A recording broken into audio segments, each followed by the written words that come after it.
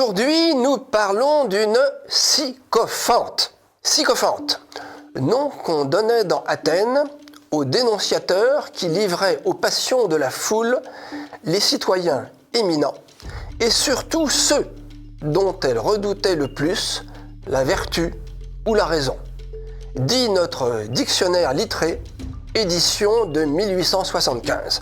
Synonyme, délateur, dénonciateur. Notre sycophante du jour, c'est Camille Vigogne-Lecoat, journaliste à l'Obs de Xavier Niel.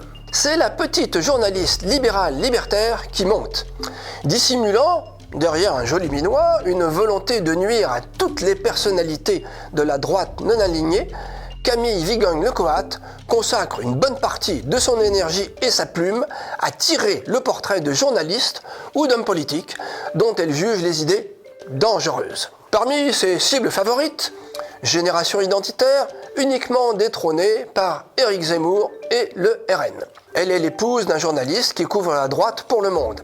Après avoir quitté l'Express pour l'Obs, elle publie en novembre 2023 une enquête à charge sur la gestion du RN à Fréjus. Originaire de Rennes, études de sciences politiques en Italie, elle obtient un double master en journalisme à Bordeaux, puis à Paris. Elle démarre comme pigiste pour la revue Charles, pour Slate et Les Inrocks.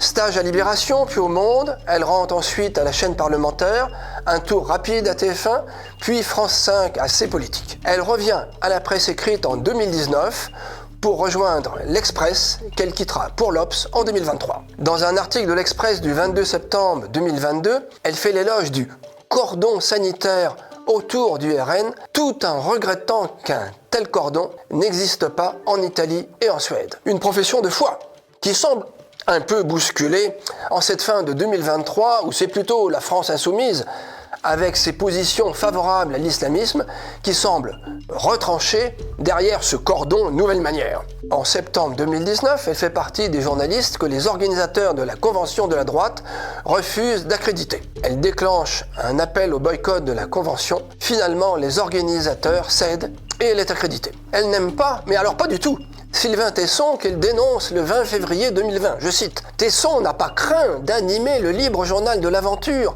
à la fin des années 90 sur Radio Courtoisie, ni de préfacer, c'est pire, en 2015, un recueil de romans de Jean Raspail avec lesquels, horreur, il aimait boire quelques whisky en lui jouant de la cornemuse.